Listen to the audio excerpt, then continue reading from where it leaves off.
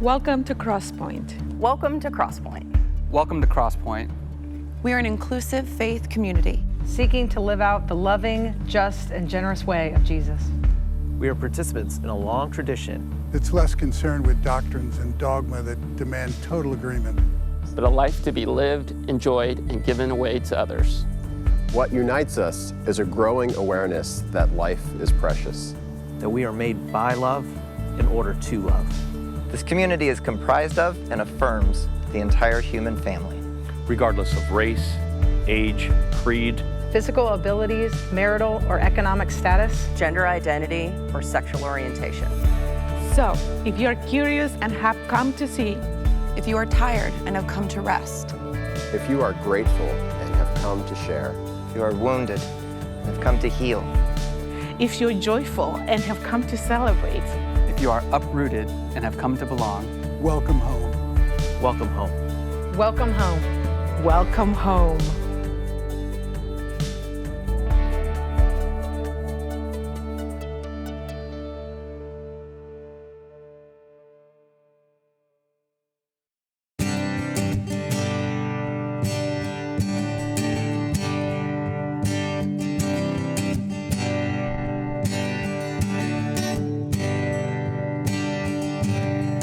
Be still, my soul. Be still, my soul. Be still and know my God is here. Be still, my soul. Be still, my soul.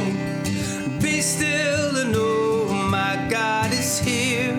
All I need to know is this: you are a good God. The maker of heaven calls me his. You are a good God, and your heart beats in my chest. You are a good God. All that I have to do is rest. You are a good God.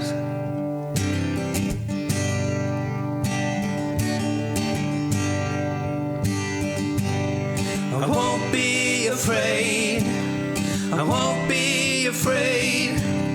I won't be afraid. My God is here. He will make a way. He will make a way.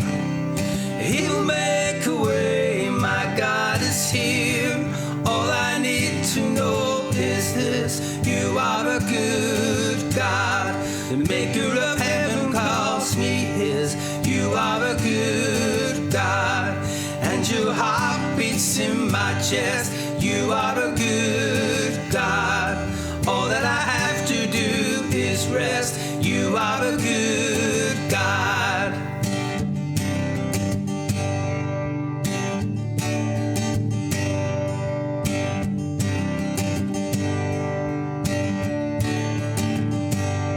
You give me your eyes, you give me your heart.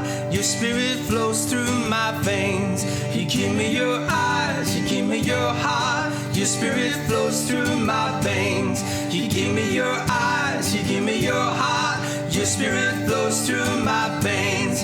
You give me your eyes, you give me your heart. Your spirit flows through my veins. Oh, you give me your eyes, you give me your heart. You had a plan right from the start. I know who I am, 'cause I know who you are. You are a good God. All that I need to know is this: the maker of heaven calls me his.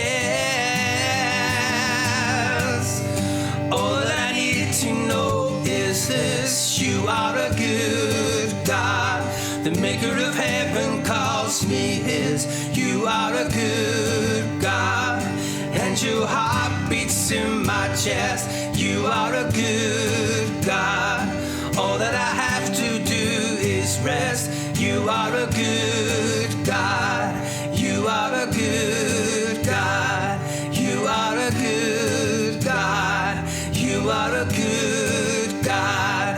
You are a good God.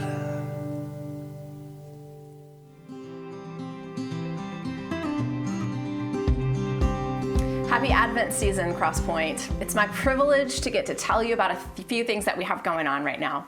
First, as you may have already heard, we are partnering again with the White Oak Foundation this year to provide 850 gifts to 79 families. That's almost 300 children.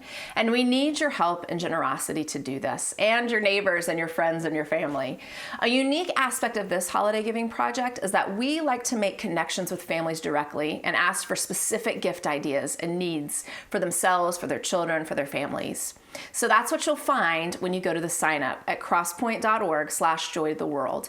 You'll see that some gifts and needs are very specific, some are more general. It just depends on a family's preference. And to participate, all you need to do is go to that website, sign up for a gift, and either drop it off at the designated times or have it shipped to Crosspoint, and the address is there. We are delivering gifts on December 17th, so we request that all gifts be in by December 12th. And if at all possible, please include your gift number. That makes it a lot easier on us. Second, we know that this can be a really, really difficult time for so many of us. And if you are experiencing grief from a loss of a loved one, or any number of many types of losses this season, we want you to know that you're invited to our annual Remember service on Wednesday, December 8th. Losses can be recent, they can be from the past, close or distant. The service will be in person at Crosspoint and premiering online, both at 7 p.m. Although it's not required, we highly encourage you to register to attend so that we can honor your specific loss in the services. You can find out more. You can register at crosspoint.org/remember. I also want to let you know about a really great new resource that our Kids Point ministry is offering. We see your kids maybe a few hours a week if we're lucky, but we want to give you more tools to engage in important conversations with your kids about important things, about faith. And we really just want to offer support to you in the crazy world that is parenting. You can go to crosspoint.org/parenting to find a list of resources, opportunities, and a lot of other things. And I want to point you specifically to the new YouTube parenting series that is in place now. It's called Parenting in Pieces, and it's available on our YouTube channel and on the website. We also know that Christmas at Crosspoint is a really big deal, and that COVID once again has thrown a wrench in all of our traditional plans. This year, we want to invite you to be a part of 2 Crosspoint services. Our traditional Crosspoint Christmas Eve service will be online again this year. It's going to premiere on Christmas Eve morning. You can watch it at home with your family, with your friends, with your dog. You can watch it any time during the day. It is an incredible service with all the pieces that you love about Crosspoint Christmas Eve. Amazing musicians, kids, videos, and messages for us to think about and learn from. The second thing we're offering is an outdoor casual candlelight Christmas service on Sunday, December 19th at 6 p.m. It's in the Crosspoint parking lot. Bring a chair, bundle up, and we'll celebrate Christmas in a simple, outdoor, family-friendly way. This is for birth through adults. Lastly, you're always invited and welcome to contribute financially to Crosspoint at crosspoint.org/contribute, or you can text CrosspointNC to 77977. Merry Christmas season, Crosspoint.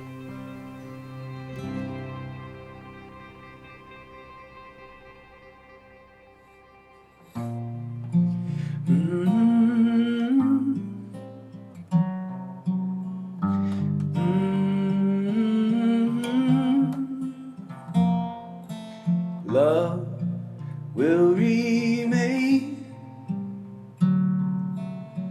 when knowledge has passed away. Love will remain. Love will remain.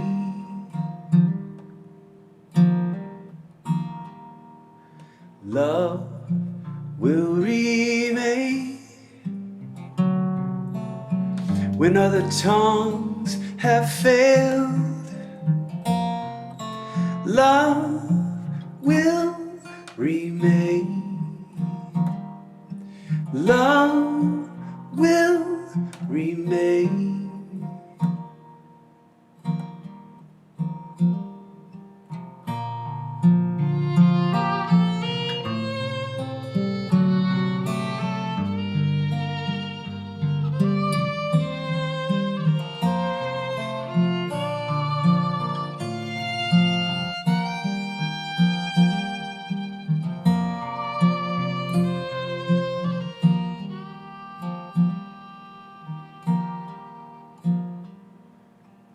love will remain.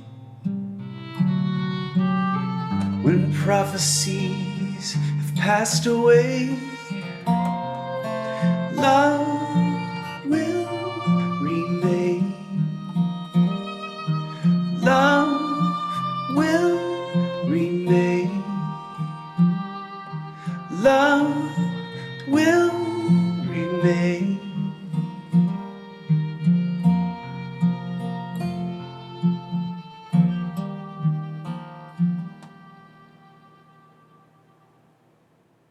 Hello and welcome everyone, and a special welcome to all those joining us just recently or for the first time. We're glad to walk with you, and happy Advent. Merry Advent, happy Advent, happy Advent. There's a moment in the beginning of the Gospel of Mark where Jesus, he hasn't really gotten started doing the things that he's going to be recorded in the Gospel of Mark as having done. It's like the opening credits are still on the screen. He's just getting started. And it reads, "In those days, Jesus came from Nazareth of Galilee and was baptized by John, his cousin, John the Baptizer, in the Jordan River. And when Jesus came up out of the water, immediately he saw the heavens being torn open, the sky seeming like it was being split, torn in half, and the Spirit descending on him like a dove. And a voice came from heaven. 'You are my beloved Son. With you I am well pleased.'" So, Jesus has just been baptized by his cousin. That's all that's happened. And then there's this voice. And some would say it's the voice of the Father. But it sounds just as much to me like the voice of a mother. I'm not trying to be provocative. And I'm certainly not trying to make any absolute statements about a mother's love versus a father's love. There's just something for me about Jesus being loved and being found pleasing at the beginning. Before the beginning. Before any of that great teaching or those miracles or those confrontations with the God talkers and the power brokers and the Bible thumpers. And before all the things that he so bravely did or strongly and faithfully resisted doing, all he had done at this point in the story really is existed. And Jesus, the epitome of humanity, is already loved and found pleasing according to the voice of the only one who knows what love even is. Jesus is loved from the start, not as a reward at the finish. And so are you. Today marks the second week of Advent. Last week we began this 4-week series with the theme of hope. It's important to remember, I think, that hope is the Advent candle that has to burn the longest this month. There's some truth in that. And there's also a lot to gain from Jonathan's thoughts from last week on hope. So if you missed it, make sure you go and unmiss it as soon as you can. Today, we're going to talk about love. And really, we're always talking about love. So I want to try to think about this deeply. Because if we're always talking about love, I would hate for anyone to tune out because they think they've got, love on lock already. So we're going to wade into this a bit deeper today. And I hope you'll follow me there because I want to think about it in a way that doesn't just result in you and I being, nicer. I think that people who understand love make the most incredible human beings at every level of human behavior and human interaction, from how you treat your dog to how you treat a disagreeable customer to the kind of politician that you are. I really mean this. So it's worth reflecting intently on love again. Now, the creation story in Genesis, written several thousand years ago, several thousand years or a couple thousand years before the time of Jesus, it describes human beings bearing the image of their divine source. Genesis 1 rather famously says, God created humans in God's own image. In the image of God, God created them. Male and female, God created them.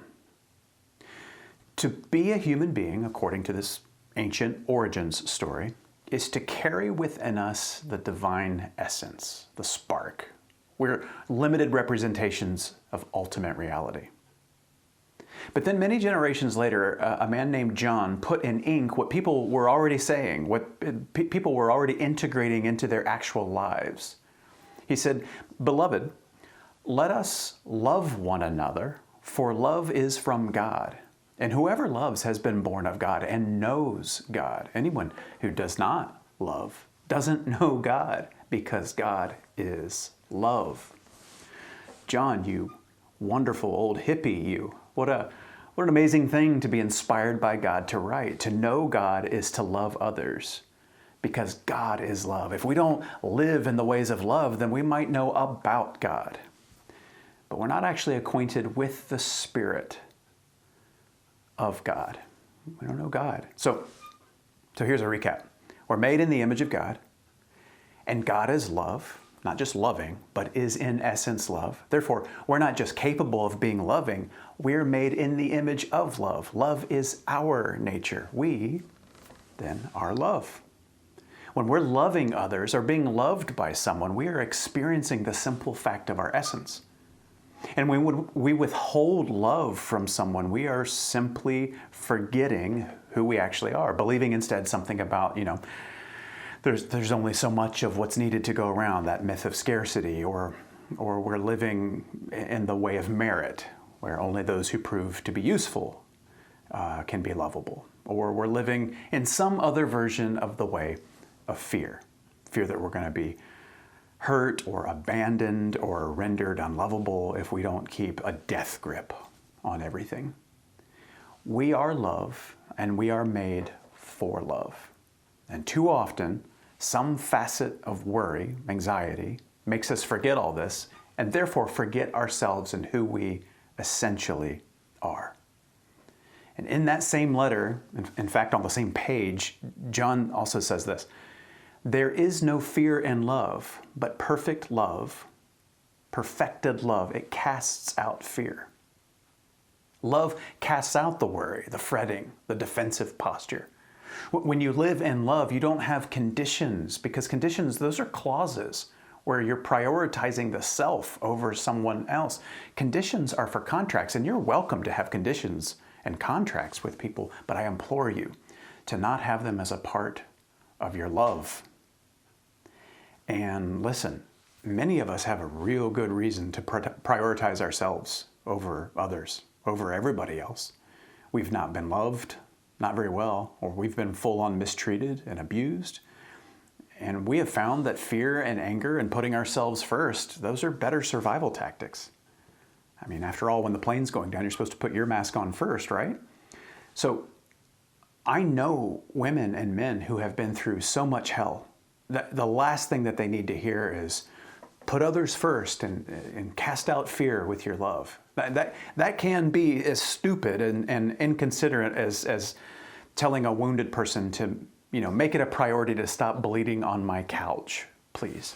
So I know many people who have been hurt and who are still really hurting and should not be told to focus on others. I mean that. Don't let anyone tell you that you caring for yourself, your wounded self, is sub-spiritual. Now, I hope, if I am describing you, that you will find what I have found, both in observing others and in my own personal life, that it's important to not stay afraid or self-prioritizing a day longer than you have to. It's different for everyone, and it's maybe something to determine with some trusted others. In fact, it's probably definitely something to determine with others, but I sincerely hope you don't stay holed up a day longer than you have to. Perfect love casts out fear. That's not a threat, that's an invitation. An invitation to get back into ourselves, our fundamental, truer selves, love and kindness and compassion, getting a little more clear-headed again about the fact of our being tapped into our infinite capacity for blessing, getting back out of that defensive posture a little bit and ready to believe that love heals us even as we radiate that love to others. So I hope that you'll not wait for some idealistic future when you and I are all better or totally over whatever it is that's happened, or idealistically back to total comfort and ease before we let love start casting out fear as it promises to. I think John Lennon nailed it when he said there are two basic motivating forces fear, and love. When we are afraid, we pull back from life. When we are in love, we open to all that life has to offer with passion, excitement, and acceptance. It's not a promise to avoid suffering. It's really how to really live despite that suffering. And that's a major plot point to love being one of the 4 themes of Advent. Jesus comes to us showing us love and justice and healing and goodness, and is killed by people who are more concerned with what he's doing to the system than what he's doing for the human beings caught in and under that system. And yet he and his love remain. So for followers of Jesus, this is the model. It's an unrigid, gracious model, but it's the model that we emulate together. This is what and who we are following. This is the story we're invited to graft ourselves to. A story of love not based on how somebody has finished, but because they exist from the very beginning, which that by itself is already mind-blowing. But then also love for people, even though that love will put you at odds with maybe the status quo or the moral police or the God squad, or at odds with those who need a them to not love so that our us can make sense. But then it's also like, even though revenge is a possibility and would taste better, it's a love that strives not for revenge, but to see that even the most awful people are generally caught in fear and don't know that love casts it out. That even though there may be consequences and boundaries to follow because they've been so awful, revenge isn't on the table because love doesn't leave any room for it. So you see how risky love is, the real stuff. How maybe you got to go back sometimes and make sure the hope candle is still burning if love is going to have terms like these. You see how preferable it might seem for us to ditch this whole path, keep the Jesus language though, and then go forward determined to win and to subjugate, to not listen and to stop understanding, build forts that certain others can't get into. You see how we might be tempted to do that. And trust me, I know, this way of being feels really smart, feels really strong, which is a way of saying that the love of Jesus of Nazareth, if you actually go try and live some of that today, you'll feel unpatriotic and reckless and naive and stupid and childish. Or Paul, the way that Paul put it, and you've heard a million times at weddings. Love bears all things, believes all things, hopes all things, endures all things. Love never ends. You see how silly love can seem compared to the culture we live in that's really very scared of losing or being found weak. God love us. No wonder so many of us would rather complicate our theology and argue online and get degrees at seminaries and all kinds of arguing between churches, if by doing so we can avoid really having to let love be revealed in us. There are infinite ways we can distract from the reality of actual, feet on the ground, human to human acts of love. There's so many ways to be distracted from that, and you can quote the Bible while you do it. So what does this actually look like then? At that range, that feet on the ground, undistracted by theology and denominations and doctrine level of living, what does it look like? Because none of us really disagrees with love being, the best thing. I mean, here and there, I still hear those who agree God is love, but they feel compelled to add to that, yes, but God is also just. Like those are different ideas, and they're not different ideas, love and justice. They're the same thing. To believe that they're different things, it forces us to paint this impossibly tangled picture of a loving God who is actually, ultimately, terrible to some people in the name of this justice. But this justice, if it's distinct from love, well, that's revenge. And revenge is self-interested. That's not actually justice, which means that in that case, God would ultimately be revenge, not God is love, which is something the Bible doesn't have recorded anywhere in it, but hey, when did that ever stop us from believing a thing? Love and justice are the same thing. There's no antagonism or conflict between them. But my larger point than that is this. Everyone knows God is love, and that love is, good.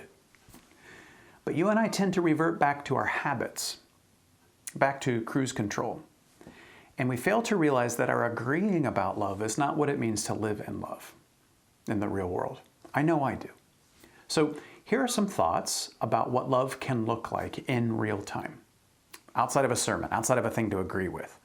And these ideas are not only rooted in the Christ who Advent anticipates, but they're really simple extensions of that same Christ's golden rule to love others by using the way you want to be loved as your reference point. Jesus said all the time, that's the whole Bible, that's the whole point. So consider, in a moment of interaction with other human beings, you will likely want at least one, maybe all, of these three things: respect, recognition, and reassurance.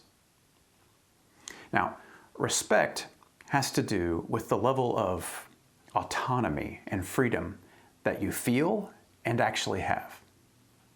That sense that no one is trying to take advantage of you, that you have a voice, you have a presence, and that those things are heard and seen, that you have agency in this world, and that agency is respected. Well, others want that too, just like you. So in real time, consciously and intentionally, you can honor this respect with any other person that you meet. And in doing so, you will have loved as you want to be loved yourself. Recognition has to do with a sense of validation, wanting to be validated. We all want it in some degree, of being noticed for what you've contributed or accomplished, not ignored. Being asked what you think, what you feel, being celebrated or remembered or thanked or even invited. You probably want that. Well, others do too, just like you do. So in real time, consciously and intentionally, recognizing other people's lives and efforts and their ideas, in doing so, you will be loving just how you want to be loved yourself. Reassurance has to do with others alleviating your doubts or worries if it's within their power to do so. You want to be reassured by others and be told and shown that what they say and what they do match, that there's no gap between their say and do, that who they are with you is who they are out there with others, that they can be trusted, that they take your trust and your friendship seriously, that they're going to be honest with you because they're in this with you. You want that to one degree or another. Well, others want this too, just like you. So in real time, consciously and intentionally, you can speak and act as though you are giving the gift of reassurance to another person. A person who might, in their relationships with others, have good reason to be skeptical. And in doing this, you are loving the way that you want to be loved yourself. Everybody wants some combination or form of respect, recognition, and reassurance. And that's such a simple way to know what others hope to get from you as you engage with them, as you argue with them, as you listen to them, as you put down your distractions to focus on their interests or to apologize to them or whatever it is. In each case, what we're doing is giving something of ourselves away, our essence away, when our unthinking autopilot habit might be to remain in a posture to take. What I'm saying is the love of God, which we fundamentally are, is lived out in our radiating and pouring ourselves outward, our energy, our intention, our consideration outward, rather than our default setting of, what about me? We're not letting that default setting run the show. The part of us that always loves and cares for ourselves and our own interests, it knows what it wants: respect, recognition, reassurance. So it takes this knowledge, this self-love, and mindfully redirects it outward. And in doing so, you satisfy all the laws of God, just as Christ did, and just as we celebrate Him coming to do this month. That's it. You know everything you need to know to immediately, today, within this hour, live in the way of God, to know God, according to John and Jesus Himself right now. Just by showing how you want to be treated, you can start this instant with someone else. To close, I would like to make space for this clip from Rabbi Dr. Abraham Twersky, where he discusses love. I saw him teach this many years ago, and it really had a lasting impact on me. I think about this all the time, and I think it's deserving of the last word on the topic, at least for today. So enjoy this, and then go live in the love that you are. Love is a word that in our culture has almost lost its meaning. There's a very interesting story about the Rebbe of Kotsk, who came across a young man who was clearly enjoying a dish of fish that he was eating. And he said, young man, why are you eating that fish? And the young man says, because I love fish. He says, oh, you love the fish? That's why you took it out of the water and killed it and boiled it. He said, don't tell me you love the fish. You love yourself. And because the fish tastes good to you, therefore, you took it out of the water and killed it and boiled it. So much of what is love, right, is fish love, right? And so, young couple falls in love. Young man and young woman fall in love. What does that mean? That means that he saw in this woman someone who he felt could provide him with all of his physical and emotional needs. And she saw in this man somebody she feels that she can provide. That was love, right? But each one is looking out for their own needs. Right? It's not love for the other. The other person becomes a vehicle for my gratification. Too much of what is called love is fish love. Right? An external love is not on what I'm going to get, but what I'm going to give. We had an ethicist, Rabbi Dessler, who said the people make a serious mistake in thinking that you give to those whom you love. And the answer is, the real answer is, you love those to whom you give. Right? And his point is, if I give something to you, I've invested myself in you. Right? And since self-love is a given, everybody loves themselves, now that part of me has become in you, right, there's part of me in you that I love. Right? So true love is a love of giving, not a love of receiving.